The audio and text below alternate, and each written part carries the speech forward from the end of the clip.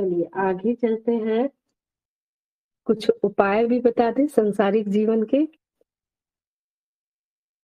चलिए सांसारिक जीवन का एक उपाय आप लोगों को बता देते हैं। शरीर शुद्धिकरण पे बात करते हैं। शरीर शुद्धिकरण के लिए 2-3 चीजों को अगर ध्यान में रखा जाए तो बहुत सारी बीमारियों से छुटकारा मिल सकता है। सबसे पहले तो यह जानना बहुत जरूरी है कि जो शरीर है ये भी हमें स्थूल लगता है, लेकिन सब कुछ है सूक्ष्म ही। सूक्ष्म भी क्या, नाद। सब कुछ नाद ही है। नाद से ही सब कुछ बना है जो भी प्रकट होता है। और सब कुछ मानसिक ही है ये। जितना भी आप देखते हैं, जितने भी अनुभव आप ले पाते हैं, सब कुछ मानसिक है। हमारा जो मन है ये बहुत शक्तिशाली है। बहुत शक्तिशाली कहना भी बेकार है। अगर ये कहा जाए कि मन ही सब कुछ है तो कोई अतिशयोक्ति नहीं होगा। मन ही सब चीज का कारण है। नंबर 1, मन से ही सब कुछ है। और मन जो है वो बहुत शक्तिशाली है। बहुत असीम असीम शक्तियां हैं। बस हमें मन की शक्तियों को के बारे में पता नहीं है और हमें उन शक्तियों का प्रयोग करना नहीं आता है। अब मन की ही शक्तियों का प्रयोग आज मैं बताऊंगी कि शरीर शुद्धिकरण में कैसे कर सकते हैं। सबसे पहले स्थूल तल पे मैं 2-3 उपाय बताती हूँ, फिर उसके बाद में मन पे बताऊंगी। सबसे पहले तो शरीर में अगर मोटापा है तो उसे कम कर ले। अब जैसे करना है वैसे करें। डेली आधे घंटे वॉक करके, दौड़ लगा के।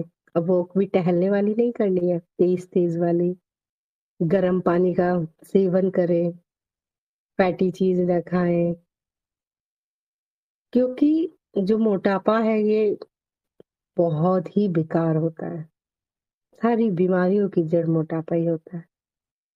तो अगर मोटे हैं तो उसको, जो एक्स्ट्रा फैट है, ओवरवेट है, उसको खत्म करना शुरू करें। सबसे अच्छा उपाय जो मुझे लगता है दौड़ने का और वॉक करने का है। क्योंकि इससे जो हम रिड्यूस करते हैं फैट को, वो दोबारा जल्दी नहीं आता है। योगा है। रात का खाना 5:30 से 6 के बीच में खा लें। अगर आपको 9-10 बजे सोना है तो। अगर आप 8 साढ़े 8 बजे सो जाते हैं तो 5 बजे तक जरूर खाना खा लें। रात का खाना बहुत हल्का खाएं, जो कि पचाने में दिक्कत ना हो शरीर को। और अगर रोटियां खा भी रहे हैं, नहीं रह सकते हैं बिना रोटियों के, तो बहुत चबा के खाएं कि शरीर को ज्यादा मेहनत ना करनी पड़े। हमारी आंतों को जितना ज्यादा हो सके चबा के खाएं। अगर रोटी ही खानी है तो उसे मीड के खाएं, मतलब ग्रेवी में या दाल में, रस में।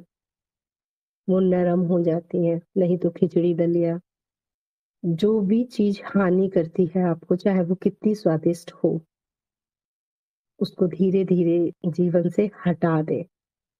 दोपहर के खाने को बहुत अच्छे से, सबको ही खाना है, लेकिन ये चीज ध्यान रखें, जो 35 से 40 साल के बाद की, अब जिनकी एज शुरू हो गई है, वो विशेष अपने शरीर पे ध्यान देना शुरू करें।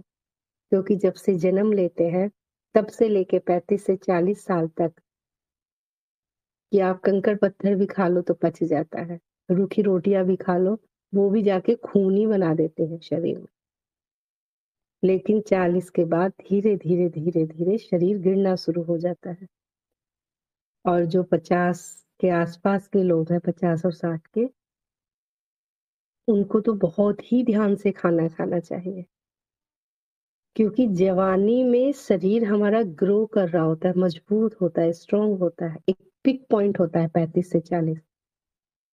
उस पिक के बाद फिर शरीर नीचे की तरफ डाउन जाएगा। तो जैसे जैसे उम्र बढ़ती चली जाए, वैसे वैसे शरीर को खाने, चबाने और पचाने में ज्यादा मेहनत ना करनी पड़े, इसका विशेष ध्यान रखें। ये तो सारे हो गए स्थूल तल पे बातें हो गई। इसको एक जीवन शैली बनाए इसको। ऐसा नहीं कि 2 महीने करे फिर छोड़ दिए, अच्छा लेवल में अब आ गए। इसको अपनी जीवन शैली बनाए। हल्का-फुल्का दोपहर का खाना जैसे खाना है खाओ, अच्छा खासा। ज़्यादातर महिलाएँ यही गलती करती हैं। सुबह में उठेंगी, काम में लग जाएँगी किचन में, फिर घर के काम-धाम, 11 बजे तक उनका नाश्ता ही नहीं होता, 12 बजे तक नहीं होता और फिर जब खाने बैठेंगे, तो इतना सारा एकदम से खा लेंगे क्योंकि 12 बजे तक भूखे रहे 11 बजे तक।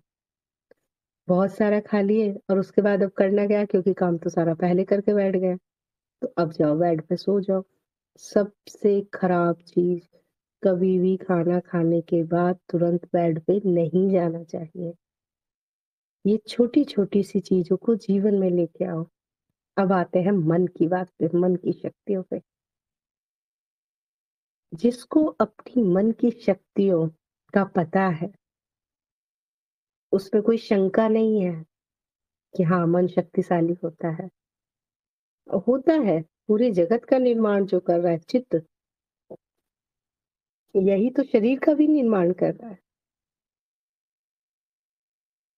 आपको अगर आप बीमार हैं, कोई बीमारी आपके शरीर में है, आपको संकल्प लेना है कि ये बीमारी धीरे-धीरे ठीक हो रही है। बस इतना सा। और ये चीज़ आपको अपने मन में इस तरह से बैठा लेनी है कि इसमें कोई डाउट ना रहे, पॉइंट में भी डाउट ना रहे। मैं ठीक हो रही हूँ या मैं ठीक हो रहा हूँ। ऐसे निश्चित हो जाए कि उसमें कोई शंका ना रहे और आप देखेंगे कि आप ठीक होने लगे हैं। इस इतने छोटे से संकल्प से भयानक बीमारियों का भी उसमें सुधार देखा गया है। जो स्थूल तल है, उस पे उपाय वो करते हैं जिन्हें मन की शक्तियों का नहीं पता है। जिन्हें मन की शक्तियों का पता है, उन्हें स्थूल तल पर कुछ करने की आवश्यकता भी नहीं है। हमारा जो मन है, वो कभी ये नहीं समझ पाता है कि ये सच में स्थूल तल पर कार्य हो रहा है या नहीं हो रहा है। उसे जैसा बताया जाता है, वो वैसा मान लेता है। इस लाइन को दोबारा से सुनिए। उसे हम जैसा मन को हम जैसा बताएंगे, वो वैसा ही मान लेगा। उसको कोई मतलब नहीं है स्थूल तल पर ये कार्य हो भी रहा है या नहीं। अगर आपकी संकल्प शक्ति और विचार इतने नहीं है, उन पे इतना विश्वास नहीं है, अभी श्रद्धा नहीं है, मन की शक्तियों का भी नहीं पता है, तो स्थूल तल पे करो। लेकिन जो बताया गया है, उसको 15 दिन करके देखो। अगर 5-10% भी आराम हो रहा है, तो फिर आगे कंटिन्यू करो और होगा ज़रूर, क्यों नहीं होगा। और जिसे थोड़ा बहुत भी मन की शक्तियों का पता है, तो अभी एक प्रयोग करके देखो। अभी आप विचार करो कि आप किसी उस व्यक्ति के पास बैठे हैं जिससे आपको बहुत खुशी मिलती है। विचार मात्र से आप रिलैक्स फील करोगे। थकावट जो होगी वो धीरे-धीरे कम होने लगेगी। चेहरा खुशी से भर जाएगा। मुस्कान चेहरे पे आ जाएगी। और वो है भी नहीं वो व्यक्ति, सिर्फ कल्पना हमने की। अभी करके देख लीजिए, प्रत्यक्ष को प्रमाण की क्या जरूरत है। अभी करिए और प्रमाण ले लीजिए। दूसरा भी करके देख सकते हैं प्रयोग, जिससे आपको बहुत क्रोध है, घृणा है, उसको याद करके देख लीजिए, चेहरे के हाव भाव बदल जाएंगे। गुस्सा ज्यादा बढ़ गया तो हार्ट बीट चेंज हो जाएगी, है ना। रिएक्शन तुरंत शरीर में होगा, जबकि वो है भी नहीं यहाँ पे व्यक्ति। आपने क्या किया? सिर्फ विचार किया। विचार जितना प्रबल होगा उसके इफेक्ट शरीर तक जरूर आते हैं। इसीलिए आपने कई बार सुना होगा गुरुओं के मुंह से, किताबों में भी पढ़ा होगा, जीवन में परिवर्तन लाना है तो विचारों में परिवर्तन ले आओ। विचार मूल है सबका। उच्च विचार रखो, विचारों का शुद्धिकरण करो। क्यों? क्योंकि ये शुरुआत है, कहीं कहीं पहुंचने की ये शुरुआत है विचार। तो अभी एक प्रयोग करके देखो। आराम से बैठ जाओ, आंख बंद कर लो। आंख बंद करने के बाद में पूरी बॉडी को रिलैक्स छोड़ दो एकदम। कहीं टेक लगा के बैठना है तो टेक लगा के बैठ जाओ। और अब मेरे साथ घर से निकलो बाहर और वॉक पे चलो। और वॉक थोड़ा तेज तेज करना और थोड़ी देर में दौड़ना शुरू कर देना।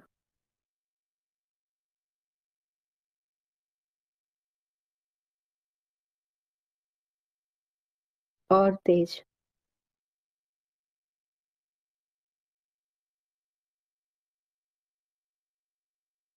दौड़ते रहो।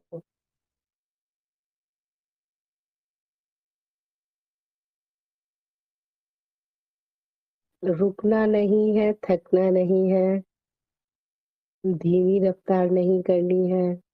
मेरे साथ चलो, दौड़ो।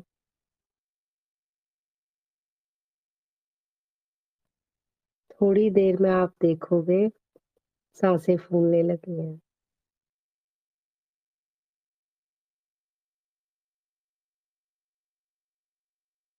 अब धीरे धीरे आंख खोलिए और अपना अनुभव बताइए।